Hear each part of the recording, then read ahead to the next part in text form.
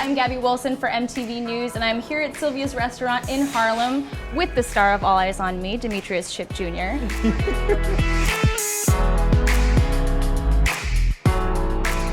So what people might not realize about Tupac being an icon of West Coast rap is that he was born in Harlem, and so we're gonna get down into some Harlem-style chicken and waffles. Let's get it. I just have to say right off the bat, you look so much like Tupac, especially in the movie. Did you get that a lot growing up? Yeah, that kind of pretty much started back in high school. Did you see it yourself, or did it take you a while? Not really. I gotta be honest, it was like, I guess because of the big, thick eyebrows. That may be it, but yeah. Were you a fan of his music before doing this movie? Certainly, because my father produced with Tupac. As a kid, that's something to have my chest out, walking around like, yeah, my dad produced, toss it up for Tupac. Yeah, and you hear it on the radio sure. and you see the videos and all that stuff.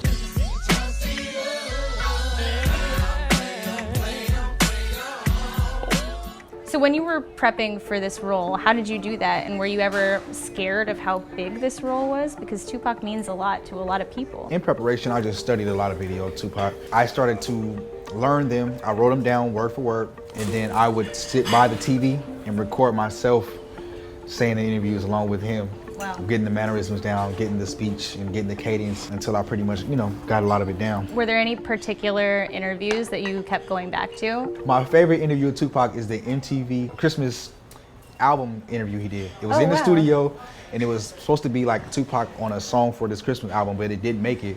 But that's my favorite one. I learned the whole thing word for word. Wow. What does he say in it?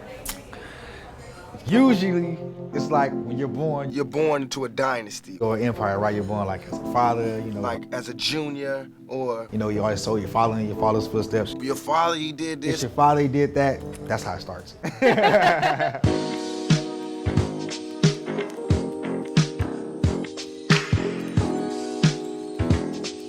How much did you use other people that were on set? Because I know a lot of the Outlaws were involved in the making of the movie too. Did you use them as resources, bouncing things off of them? I just wanted to know the intimate details about certain scenes we were shooting. What was he like when the cameras were off? So I wanted to dive, get the information from them as to well, where did this come from? What was he so pissed off about? Right. Or why was he so hurt this day? You know what I'm saying? It just gave me a well-rounded understanding of his life. It's one thing to prepare for something that is super documented and a lot of people know about, but then those moments where most people didn't see Tupac, how do you embody this person for those moments when no one's seeing that? That I have to give to my acting coach in LT Hut for just giving me the truest things to go off of and play with. You know what I'm saying? Okay, the Tupac Bibles is what he calls it. So it's although these are scenes that you can't see, he got interviews from Tupac's family, and a lot of interviews that Tupac said stuff that happened. It's happened to you. What happened to me? I got shot 5 times. That's what happened to me. What would you say is the most agonizing scene that you had to shoot? The death scene. The death scene? Yeah. How did you prepare for that scene? Because even still, we only have piecemeal what really happened. One thing I fought for was to not be over dramatic with the acting as with me getting shot, it wouldn't be laid out and stuff like that, because that wasn't true. They said Pac was kind of he wasn't panicking at all. He was really calm to have been shot again, so that's kind of sort of the way that I was trying to play it as well. Does it ever get scary thinking about trying to embody this huge performer for all of these people? I put pressure on myself, and that was the reason why I did the extensive research of, looking at those videos and sitting by the TV and learning his mannerisms. The world isn't going to accept a terrible Tupac movie.